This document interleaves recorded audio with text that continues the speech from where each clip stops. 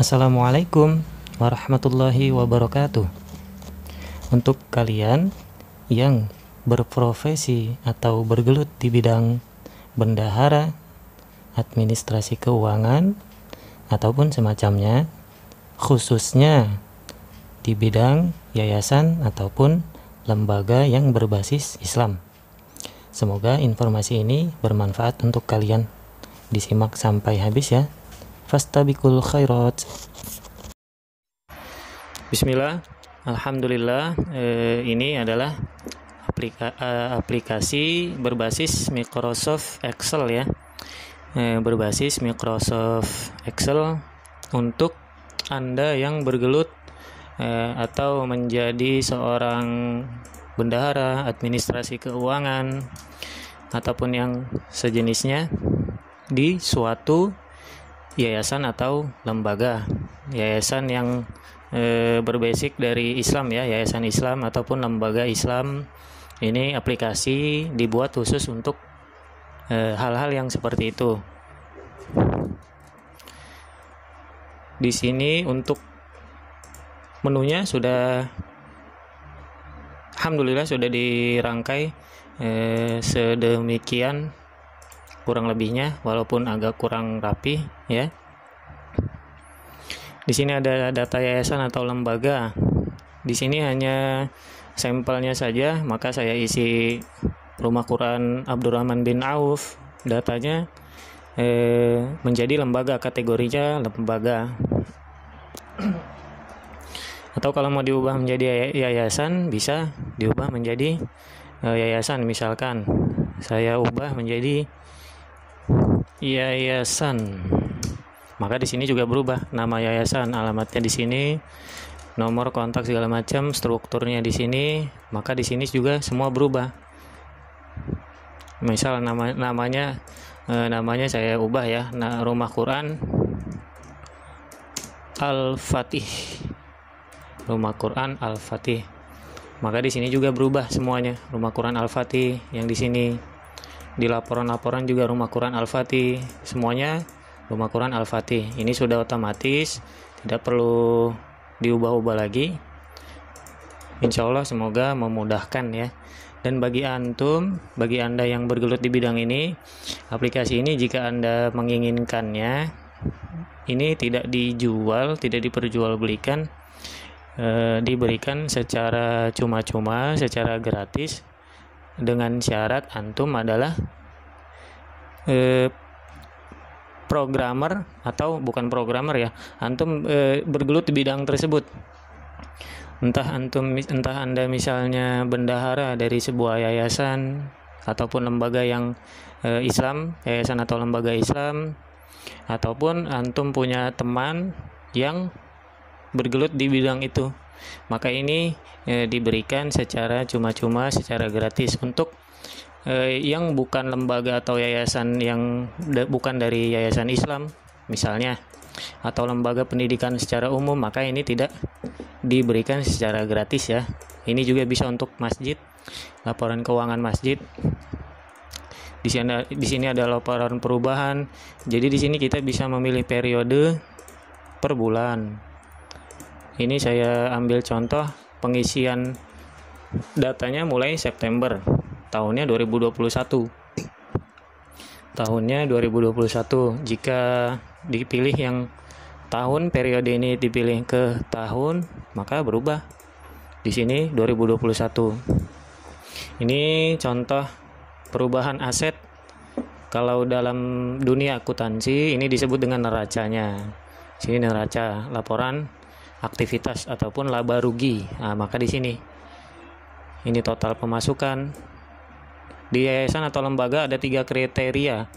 Yang pertama dana tidak terikat, terikat sementara, dan terikat permanen. Terikat permanen ini seperti misal contoh zakat mal, kemudian wakaf tanah, ataupun jika ada seseorang, para muhsinin yang menginfakkan hartanya untuk diberikan sesuai dengan perjanjiannya, sesuai dengan akadnya. Misalkan contoh si A memberikan dana sebesar taruhlah 1 juta rupiah, tetapi beliau ingin dana tersebut digunakan untuk pembelian mushaf, karena mushaf belum ada ya, mushaf Al-Quran. Maka 1 juta itu masuk ke sini, masuk ke penerimaan hibah juga bisa, ataupun infak sodakoh juga bisa.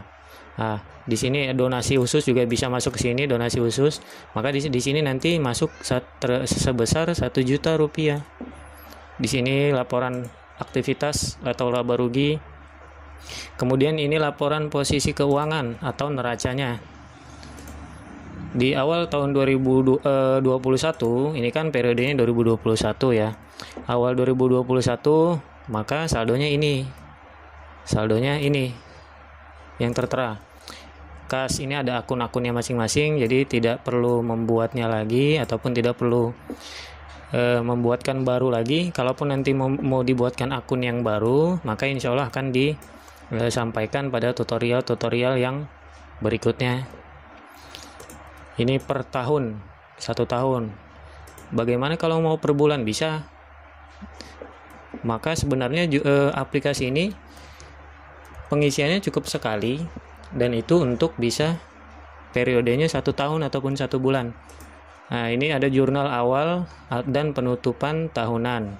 Jurnal awal dan penutupan tahunan. Maka di sini jurnal awal untuk tahun diisi saldo awal. Saldo awal ini ada kategorinya ya, JA. JA ini jurnal awal. Ini jurnal awal yang per tahun, awal tahun di bulan Januari. Dan yang di sini JPEN ini jurnal penutup. Ini diisi terakhir, paling terakhir. Kalau kita perkirakan estimasi pada tanggal 31 Desember di akhir tahun tersebut. Bagaimana kalau untuk bulanan? Maka bulanan diisinya di jurnal umum. Ini jurnal umum ya.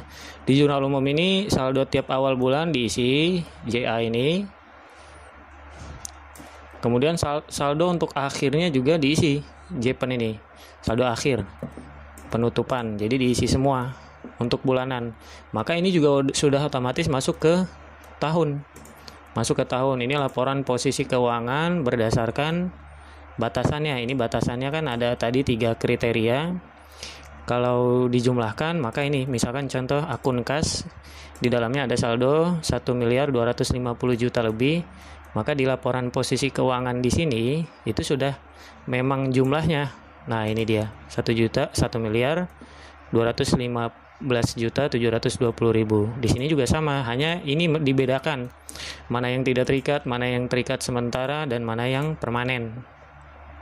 Di sini juga akun-akunnya sudah insya Allah lengkap, ada hutang, kewajiban, aset bersih.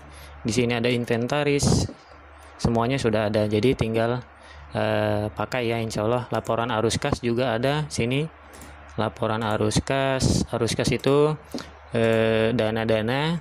Pertama cash flow itu laporan arus kasnya. Kemudian untuk uraian secara spesifik adalah ini adalah dana yang siap, ataupun kalau bahasa kita ada di tangan. Ada di tangan semuanya. Maka di sini makanya akunnya dari kas sampai ke bank saja. Bank, tidak sampai ke misalkan yang lain. Di sini kan ada perlengkapan kantor, persediaan ini kan ini apa? Misalkan dia ada penjualan buku, jadi masuknya dia pendapatan usaha dari penjualan buku. Piutang ini kan dihitung sebagai harta juga, namun dia tidak dihitung sebagai arus kas karena kan duitnya tidak dipegang secara langsung. Dia dananya bukan real, tapi dia tidak siap, tidak ready. Ini arus kas. Kemudian ini juga bisa per bulan, dia sudah otomatis per bulannya. Maka kalau dia sudah benar pengisiannya, insya Allah semuanya tidak ada yang salah. Misalkan ini contoh pengisian terakhir, ini di sini datanya adalah bulan September. Bulan September di sini ada 888 juta di kasnya. Maka yang di bawahnya tadi di sini sama pasti. Ini kas, ini rekening kasnya, ini jumlahnya, maka ini yang prosesnya, cash flow-nya, arus kasnya ini sama dengan jumlah yang ini, sama dengan yang di sini. Jadi sama, begitupun periode 1 tahun di sini sama pasti. Nah, di sini sama ya. Maka di sini ada keterangan saldo seimbang. Kemudian yang mungkin ini yang terakhir adalah buku kas. Ini buku kas ini adalah buku pembantu untuk pencarian data dan pencocokan data. Misalkan dipilih, nah ini ada dua buku kas, buku besar umum dan batasan. Kalau batasan yaitu kita pisahkan lagi antara yang terikat, tidak terikat, ataupun terikat sementara yang tadi. Ini buku besar umum dulu. Misalnya kita contoh ambil akun kas. Akun kas di sini ada 1.215.720.000. Ini untuk total. Seperti yang di sini tadi. Ini totalnya, tapi perinciannya ada di sini masing-masing. Nah, bagaimana melihatnya? Tinggal dilihat di sini, pasti dia sama. Buku besar, pilih akun kas, periodenya sama, batasannya yang pertama tidak terikat 1.215.430.000, yang sementara 120.000, dan yang permanen 170.000. Maka di sini juga pasti sama. Nah, ini ya, 120, 170 masih pasti sama dia. Dia hanya pembantu, buku besar ini pembantu. Kemudian di sini juga ada faktur penjualan atau faktur pembelian. Jadi tinggal dipilih kalau mau di print secara manual, di sini bisa. Ini ada transaksi, nanti pengisiannya insya Allah di tutorial berikutnya. Kemudian persediaan stok ini usaha ini nama-nama produknya, kategorinya, saldo awal, pembelian dan penjualan. Ini ada stok airnya, jadi dia per bulan dia pasti berubah-berubah. Misalkan di Agustus, ini tidak diisi ya, diisinya hanya di September saja, ataupun yang di tahunan. Nah, di sini stoknya yang ready di sini. Persediaan stok, kemudian depresiasi ataupun inventaris peralatan, dan penyewaan gedung, ini amortisasinya. Rekap data tahunan juga sudah otomatis, sudah ada di sini ya. Kan yang diisi hanya September dan Oktober. Maka sudah masuk di sini. Dan rekapitulasi aktivitas tahunan. Jadi pemasukan pengeluaran tahunan di sini semua keluar dari bulan Januari sampai Desember. Karena yang diisi September Oktober, maka yang keluar di sini ini pemasukannya ya, seperti ini kategorinya. Pemasukannya di sini, jumlahnya ini pengeluarannya. Jadi sudah insya Allah sudah otomatis ya. Sudah otomatis, ini yang tahunan, ini yang data full tahunan, ini yang rinciannya. Maka kalau kita lihat sama, ini pemasukan di September 480.240.000. Di sini sama dia. Nah, ini ya.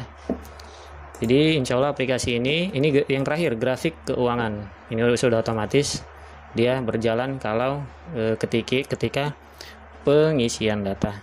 Jadi aplikasi ini diberikan secara gratis dengan syarat yang berlaku ya, insya Allah, untuk yayasan ataupun lembaga Islam, ataupun Anda yang punya teman yang bergerak di bidang itu, bisa diinformasikan, siapa tahu aplikasi ini bisa membantu dalam menjalankan aktivitas sebagai bidang tersebut ya. Maka insya Allah ketika diniatkan menjadi sebagai ladang pahala, insya Allah Allah menjadikan itu pahala. Baik, demikian.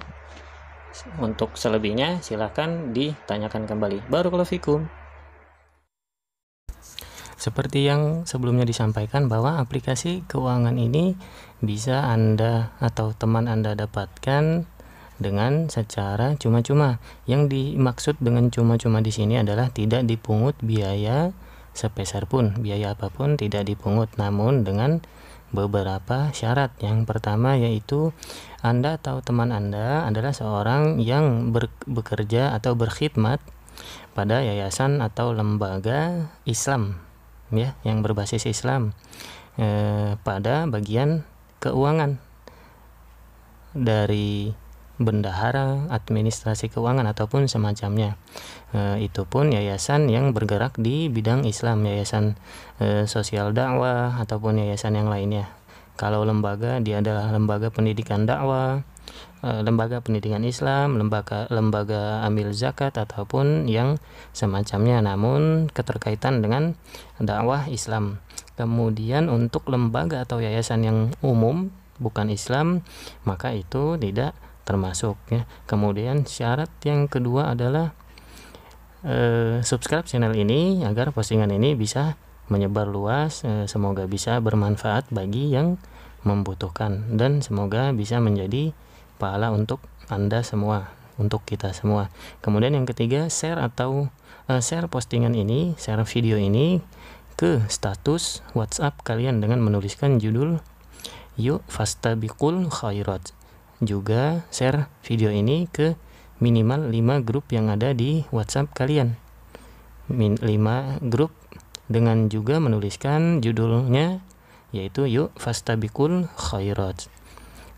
Setelah itu apakah butuh konfirmasi? Tidak perlu, karena seorang muslim adalah orang-orang yang selalu menjaga lisannya untuk berkata baik dan menepati janjinya. Kami berhusnuzon bahwa Anda dan teman-teman yang ingin mendapatkan aplikasi ini sudah memenuhi syarat-syarat yang berlaku.